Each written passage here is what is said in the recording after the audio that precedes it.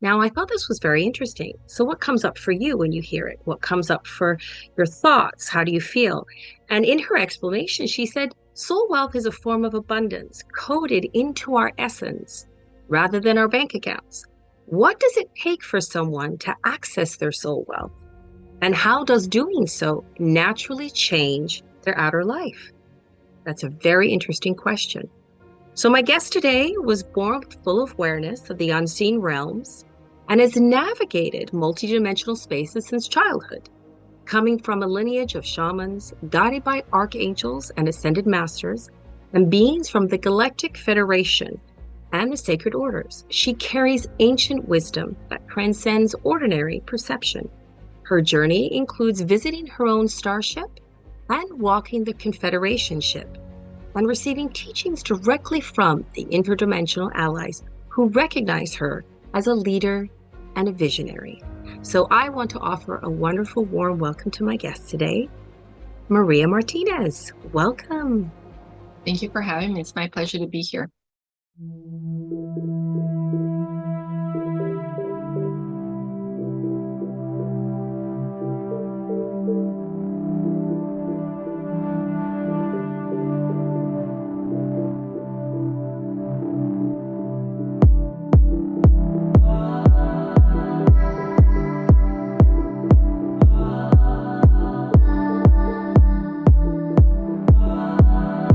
Hi, I'm Rochelle Arlington, and this is the Transformational Soul Talks. Join me as I speak to many people around the globe, and I understand how the empowerment of their story leads to the trajectory of their life.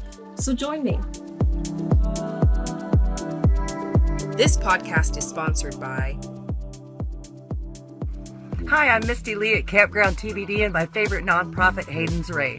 Sometimes we need to fast from society, fast from our relationships, fast from our distractions, fast from the things that are clouding our mind from clarity that may be causing frustration or doubt. Fasting is a beautiful way to do that, and you don't have to give up food unless you want to. At Campground TBD, we offer a safe space in nature for you to come and fast from what you want to, be filled with organic nourishment, body, mind, and soul. Can't wait to see you here at campgroundtbd.com.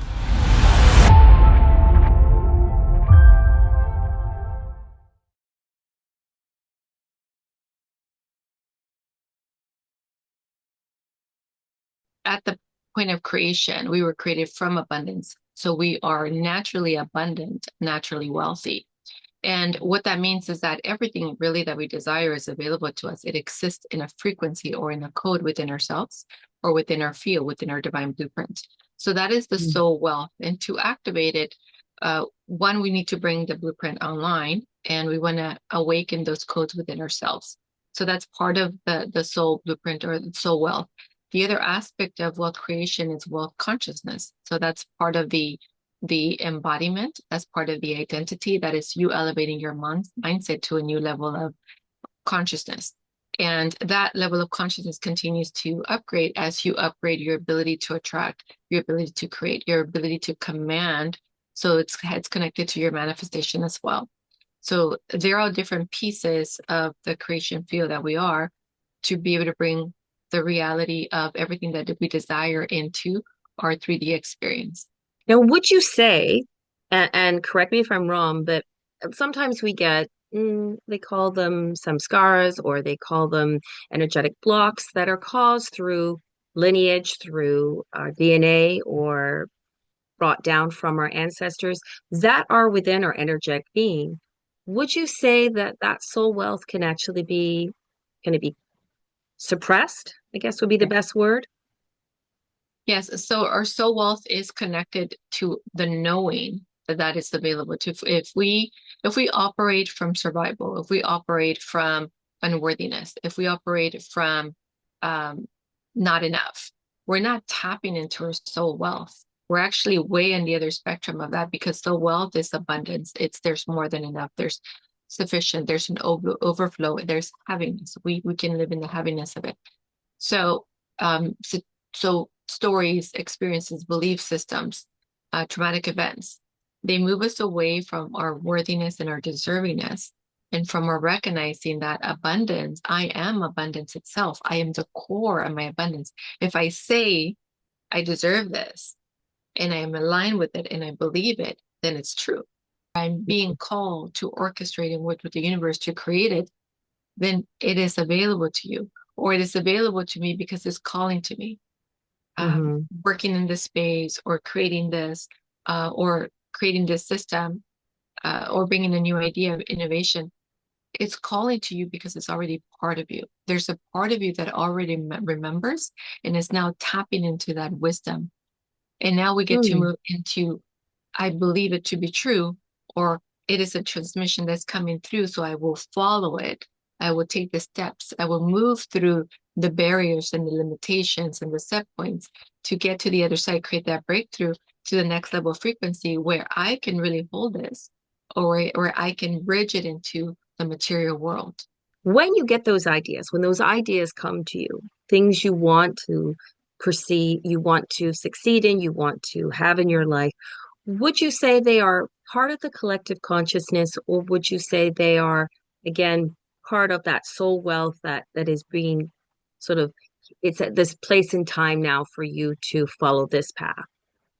Because this is Well, where I'm very intrigued by. there's two things happening at the same time. There is the you living a life that is not yours.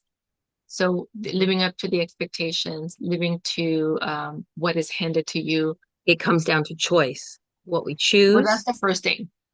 So Yeah, choice is the first step that you take, is your choice. Because in reality, you're manifesting and creating your life, whether you're choosing or not choosing. mm.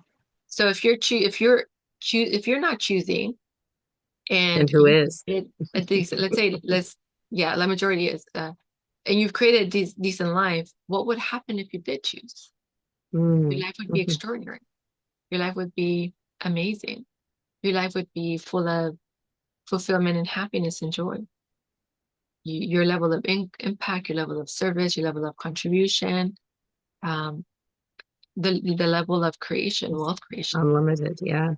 Mhm. That's a whole nother rabbit hole because that is, it's interesting because you do have the choice, but it's also whether or not you have the fear to like go past that fear to make that choice, because there is the what could happen if I choose this, what could happen if I choose that. And that's where I feel sometimes, and you can share your thoughts, that there is that fear that we tend to choose not to do this because we're afraid of something. Well, fear is also a choice. Everything in your Yes, life. So how you feel is a choice. How you relate is a choice. What you're choosing to experience is your choice. Everything is your choice. And this is where we start moving into responsibility. There's a part of me that's going to be integrated, and there's a part of me that it's going to up level. This is a huge breakthrough. Fear is my friend. Fear is an yeah, opportunity. Fear, when I recognize the fear, I move into joy and happiness, enthusiasm, because I'm getting ready to know the next version of myself, or exactly. become the next version of myself. So again, it's all how you choose to relate to it, or to Mhm. see it. The what if, it could be, what if everything goes wrong, or what if this is the best decision I've ever made? It's Exactly. a Yeah, choice how you want to see it. So in choosing a higher amplified level or higher possibility, you're shifting the old patterns, you're shifting the old mindset, you're moving out mm, of the old identity and into the new. And to create, we create it with at different levels, and we have different ways of creating. So we can create by intention. there are a lot of people out there that are like yourself and many others who are there to support many souls and their journeys. Would you say that this is a important time in humanity for a shift, or would you say this is just part of the learning process? Oh, no, absolutely. This is an important time. We're also in the golden age. We're leaving the dark ages, and that's what we're seeing more of, that, more of this sort of more visible, more out in the media now, that there are other forces, that we're not alone, because we're moving out of that, and there's been resistance of letting go and allowing us to move fully into the golden ages. So this is the perfect time to do that, to reclaim who you are, to reintegrate yourself and close the gap between you and the divine, and you and creation, you and the universe. The more you do that, the more you become activated, the more you remember the more you come online, your operating systems come online, and you become who you really came here to be. So there's some people that are that come here with souls, and there's others as they that do not come here with souls. They are soulless. Do you have any comment on that? Uh, so since I was young, I see people as multidimensional. So I see them as spirit, soul, physical body, energetic body, mental and emotional body. The way I see the soul is that you can't exist without the soul. That's the way it presents itself to me. The spirit can leave and go and wander and come back. It can be Hmm. gone for years. But once the soul leaves, you're dead.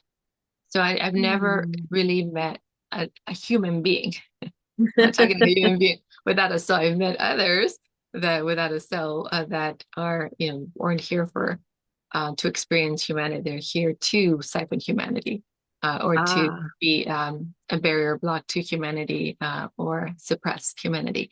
Um, Maybe held in torture somewhere or just lost somewhere. So that's wow. That's crazy. I've never heard that before. That's really interesting that because yeah, I've heard that the soul itself can be fragments. There's fragments that you can spirit. li or is it the spirit that is It can be fragmented. that you can actually have multiple lives at one time because there's like little fragments, Lots of right? lifetimes. Mhm. Right. Um, and so sometimes when you're dreaming or you're feeling, you suddenly feel this way about something else, you feel this way about something else, is because part of you is experiencing something else. Is this correct? Yeah. Yes, yes. Your soul gets dim because your soul has a connection with spirit, and if spirit is not around, it's like you're waiting for that. You're waiting for somebody to say, go to work or do your job because they're the spirit and soul connection is very powerful. Divine yes is Mm. saying yes to you. So saying yes to you amplifies self-love and self-acceptance because you're accepting yourself as you are. You're recognizing that you're here having this human experience. And saying yes Mm. to you is being in complete acceptance and just going with it without any regret, without any um, pulling the past into the now or into the future. So that's your divine yes. And the divine yes has several parts. So it's saying yes to you, then saying yes to you, the light within you. So I honor myself for who I am, the divine within me, the light within me. And building that relationship with yourself and building that relationship with your divine essence, with your higher self. And the next level is saying yes to your mission. We all have a mission. Sometimes the mission is just being happy or being present, but saying Mhm. yes to your divine mission. So accepting that you are a contribution to the world, that you are of service to the world in many different ways. So accepting, saying yes, leaning into the divine mission, and then the fourth one is divine partnership. Yes to divine partnership.